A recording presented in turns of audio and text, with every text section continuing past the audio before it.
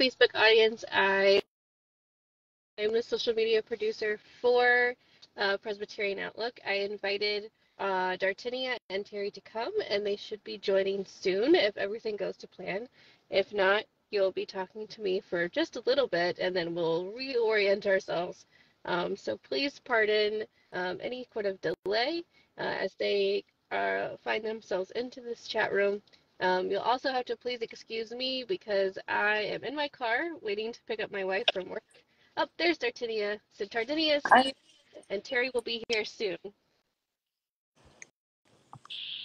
You're in your car again? I am in my car. I am waiting to pick up my wife, and my kids, praise the Lord, are sleeping in the back seat. I told Sarah, I need the internet to work, and I need my kids to be asleep. That's all I need. That's all you need. It's the little things. It's just the little things. Yes.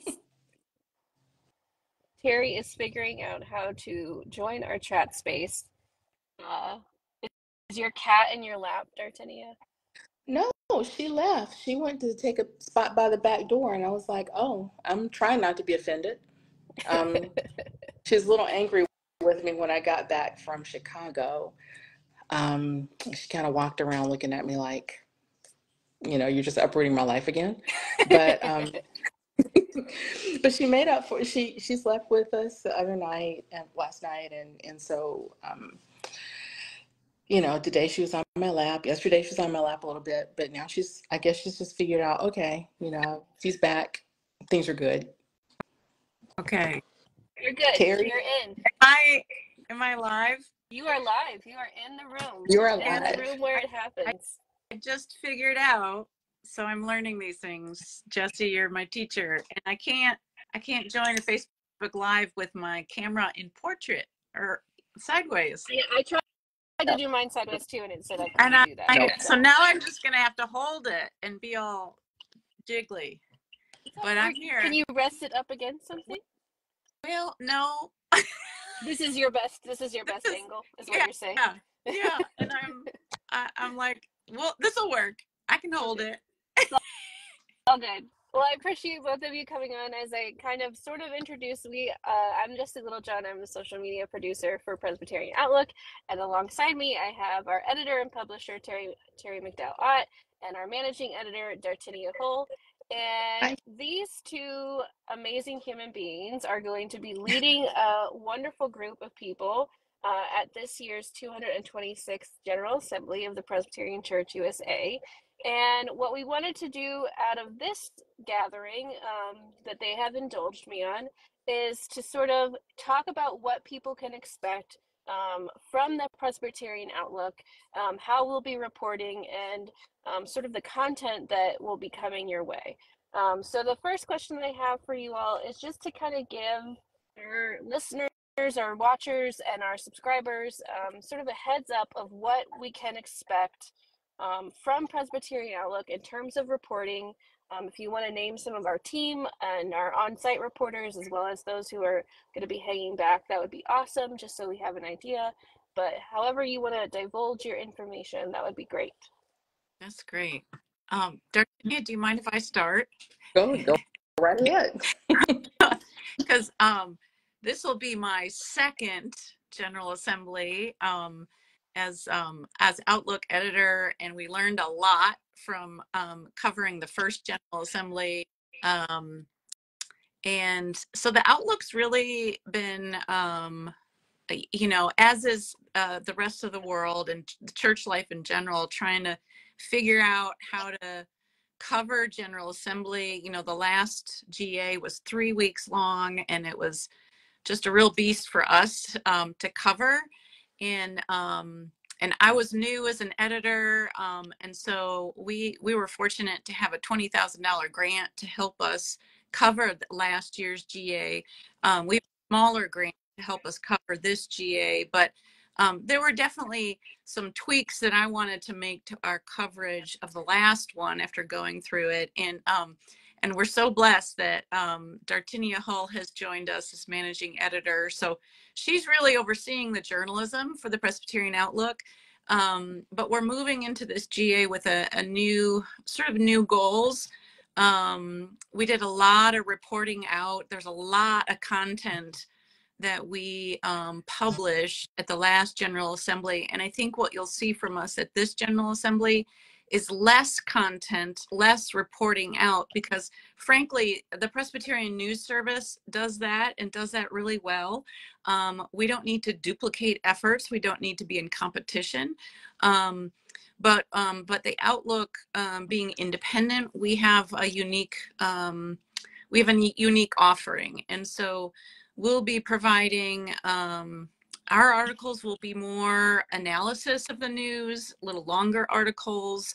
Dartinia, you can share your idea about we'll also have short form articles, but what you'll get from the Outlook is sort of asking the questions, raising the questions that, you know, we really position ourselves as listeners to our Presbyterian community. What are people asking? What conversations need to be lifted up and held in conversation and continued in conversation? I'm excited about a series we've been doing on what we're calling sort of lost initiatives. What are some programs we used to do, like Hands and Feet, that we're not doing at this GA or the exhibit hall? We'll publish opinion pieces too. We want to help people be heard. And that's unique for the Outlook as well. So our reporting will really focus on analyzing the news that's coming out of GA, asking the questions, and supporting the conversations that we think need to be not only raised up around General Assembly time, but all year round. Dartinia, can you lift up a little bit what the short forms are? Because we kind of have done a little bit of it leading up to GA, but what people should expect from them, what they'll look like, and sort of what to sort of be on the lookout for. Well, with the short form, we've asked our reporters if they could kind of narrow down what the most important points are in a committee meeting or plenary, what's the biggest thing that came out of that, and what a little bit of background, maybe some numbers, and what might be next. And those are very short. They're 250 words or shorter, maybe 200 words or shorter. And that's because even though it's summertime and we think summertime's a little bit slower for everybody, it's not necessarily slower, especially in GA, which this is my first GA and I hear it's very fast paced. So if you only have 25 seconds and you want to know what's going on with the story, that's what those shorter forms are for. And they will be on social. And the longer forms, the typical longer form reporting will be on our website. So if you want to know, oh, what just happened, you can find out what just happened. But if you want something more in depth about what just happened, that's the website. And that's the shorter form. And I think it'll be, it might be something simpler for the reporting staff to handle, just because it is such a fast-paced environment, and getting your arms wrapped around all the details of a story, sometimes it can be tough. It can be tough. And so that's what that is. And there seems to be some energy around it, and I'm enjoying that. Yeah. It's good. Can you talk about, and I didn't put, we'll give full disclosure to those of you who are watching. I gave questions in advance so that they could be prepared, but I'm going to throw one out there. Can you give a little bit of a picture of who's reporting for us, who will be with us at GA, who will be kind of reporting from home, so that people know kind of the full team that's coming and that will be putting a significant amount of work into making this happen? So I'm not going to remember everybody because names just go out of my head like that. I know. But we've just got a really good staff, and we have a good mix, I think, of folks who have different experience within the denomination, folks who have been our cradle Presbyterians, folks who are newer to the denomination, folks who have reported for the Outlook before, specifically for GA, but also folks who are newer to reporting for GA. And so that's all a really cool thing to me. We have Patrice Gaines, who is, she's a 30-year veteran from Washington Post. We will have Tom, see, I told you the names are going to go out of my head. We've got John Bolt, John is a great old Presbyterian, and he is wonderful. Yeah. He's helped me so much with anything I have questions on. He's like the expert. We've got Blake Brinegar, who is also a great old Presbyterian, really good with polity, and has answered any questions I've asked. We've got new this year to the team, Reverend Bethany Purebolt, who is going to be working with us and working with the Youth Advisory Council. And so who else do we have? We have, Greg Liederman, who has reported for us before. He's kind of an expert on state of clerk issues. Eric Liederman. Eric Liederman. And Greg Allen Pickett. And Greg Allen Pickett, yeah. From Nebraska. And then Greg Brecky will also be out. And then, wait, we're missing some. Oh, and Jonathan Watson is our. Are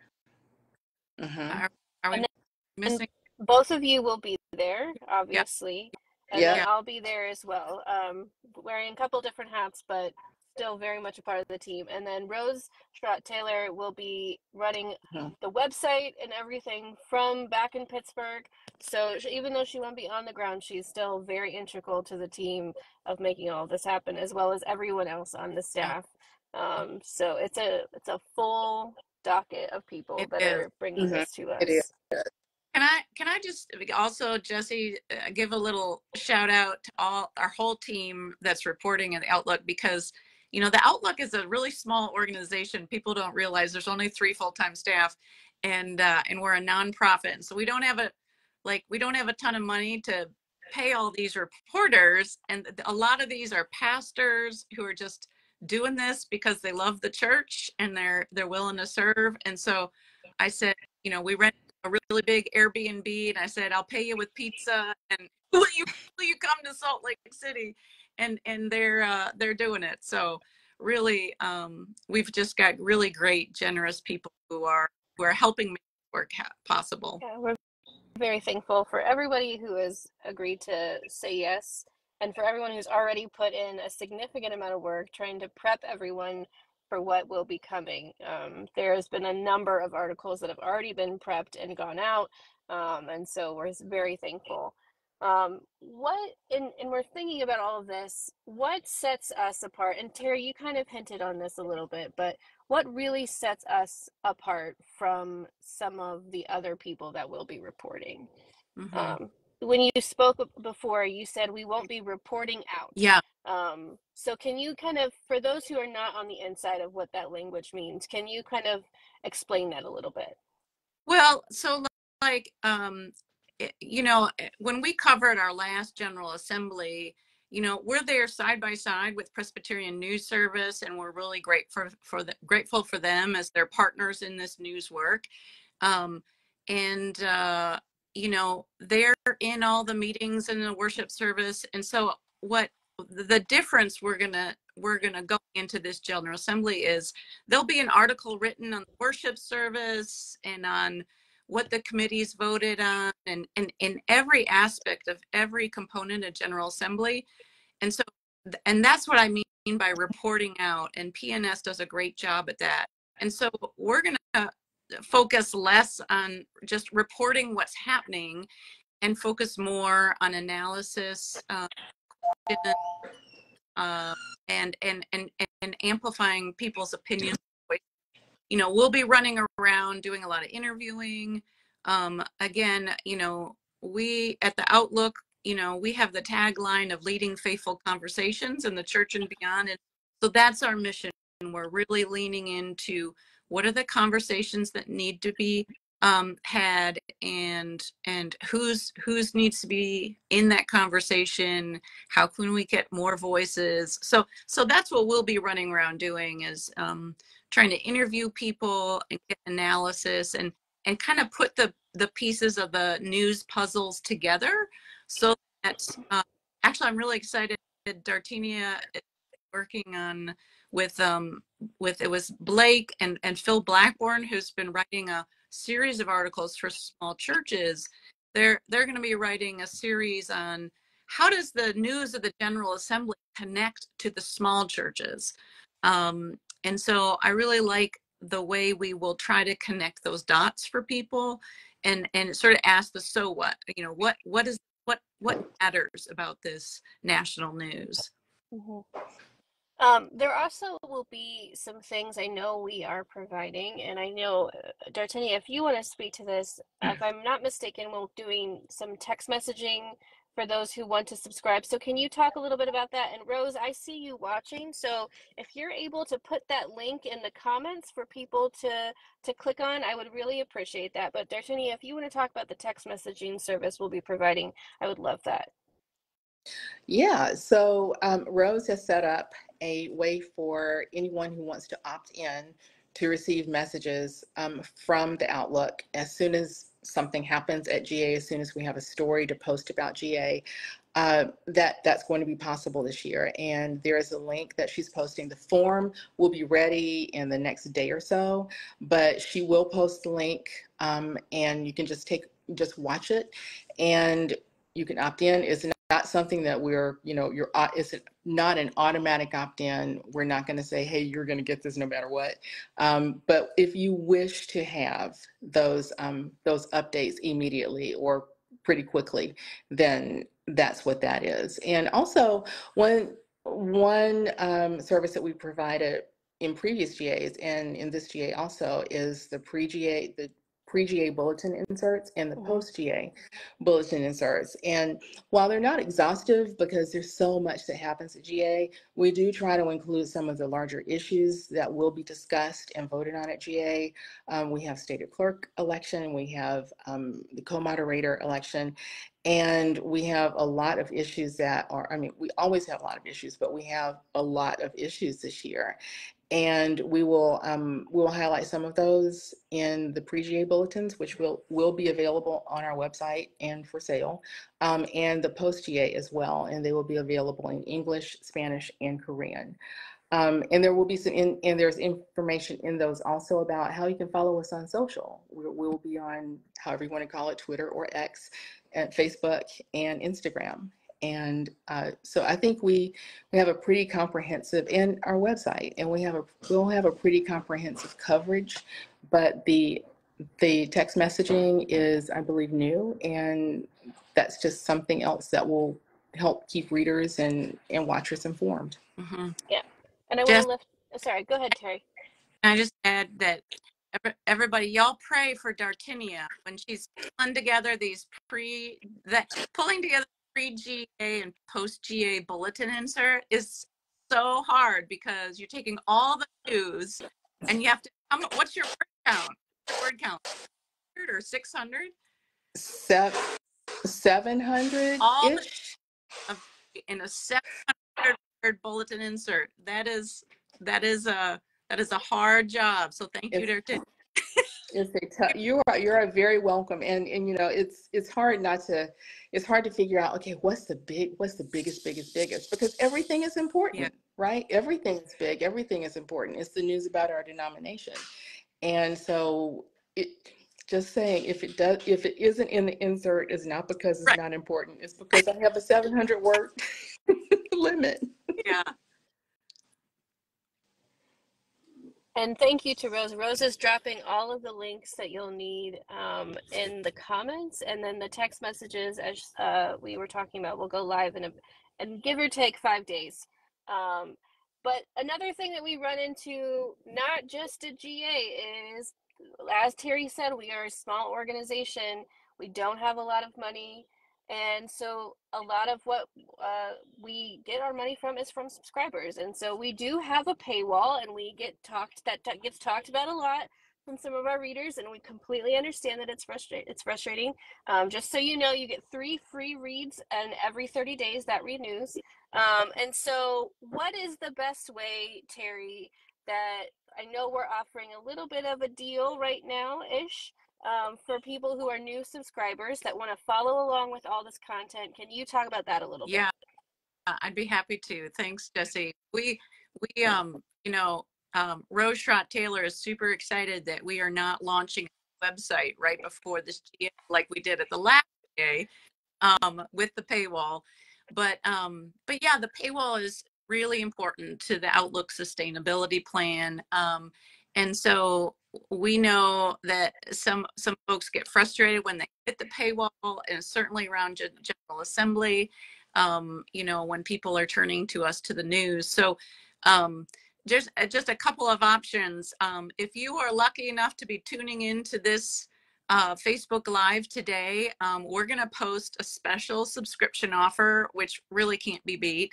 And I don't know if Jesy, can you post the link in the chat, or I can do it afterwards. But basically, for first-time subscribers, if a full year of subscription to the Outlook, both print and digital, is $59. But we have a special offer for first-time subscribers at $9.95. And so that would be a great gift if you want to give it to somebody who you know is going to be a commissioner, or some church officers that you would like to be informed and follow GA. That's a really great offer that really can't be beat. You're saving $50. So but other than that, we also offer really quite inexpensive digital subscriptions. I mean, you can subscribe for $5 a month to get all access digital. So if you're looking for a way to stay tuned to our news through General Assembly, just go to our subscriber page, and you'll find an option for a monthly digital subscription. It's really not that much, and it really helps us out a lot. We really do need those subscriptions to be able to keep reporting the news. Who are watching, but are those who will watch later, this video will not disappear. It will stay on our page, and we'll share it. So this information will still be available later. So if you are a new subscriber and you're not watching it live, you're watching later, that deal is still available to you too. So if you don't have to watch the live in order to get the deal. As a way of sort of wrapping up our conversation, and I want to thank both of you for giving me your time on this afternoon. What are some things that you're looking forward to? Teri, you said this is your second GA. Dartinia, this is your first. This is my first. What are things that you're looking forward to? And if there's anything, what are you anxious about that we can, as a community, be in prayer about, and to sort of be supporting each other through this? You want me to start, Dartinia, or you want? You can start. All right. I'll say, well, I'm really excited that it's my second General Assembly covering because I know a little more from my first. I'm really looking forward to being with Presbyterians in Salt Lake City. I really love the part of my job that is just being with people, building relationships, listening to what Presbyterians are interested in and what questions they have. That is a wonderful part of my job, and I take that part really seriously. So I am going to be running around trying to make as much of the work and the lunches and the hospitality parties as much as I can, to meet and be with as many people as I can. That said, I'll probably say what I think all of us probably are most anxious about is that General Assembly, no matter if it's 1 week or 3 weeks, it is a long haul. It's like a marathon for us. And we're also away from our families. And, I just got back from a week trip to Chicago where I had a lot of downtime, and I still came home exhausted. So, so it's prayers that we can care for ourselves as we do this work, and that we can keep our energy up and make sure we get the rest we need, and yet still do the job that we need to do. So that's where the anxiety comes in. It's just hard work, and but it's also really exciting and an amazing opportunity. I'm super excited about meeting we're a virtual newsroom. We're not all in the same place. And I'm super excited to meet the people I've been talking with and working with for the past year and a half. Some of them I've had the opportunity to meet, but the majority of them I haven't. So I'm looking forward to that. And I know how they feel about the coverage and about the denomination, and they're passionate about it. They care about it very, very much. And I know that we all want to do the best job that we possibly can. So prayers for us to do the job that we know we can do and that we can do it well. And the pizza keeps flowing and the coffee keeps flowing and the coffee keeps flowing. The coffee. And yeah, Teri's right. We were on a trip last week and we did have a significant amount of downtime, and we did come back kind of like, woo, I slept until 9 this morning, which is major for me. But it was good to be in community with the people that I work with and the people that we work with, not only on the staff, but also as faith-based communicators. And so I'm excited about the energy about GA, and I'm excited about all the things we have going on, and I'm looking forward to all of it, but I just want to make sure we do the job that I know that we can do and that we don't necessarily limp home. And I'm looking forward to meeting more people. You know, I email with quite a few people and never meet them. And so I'm looking forward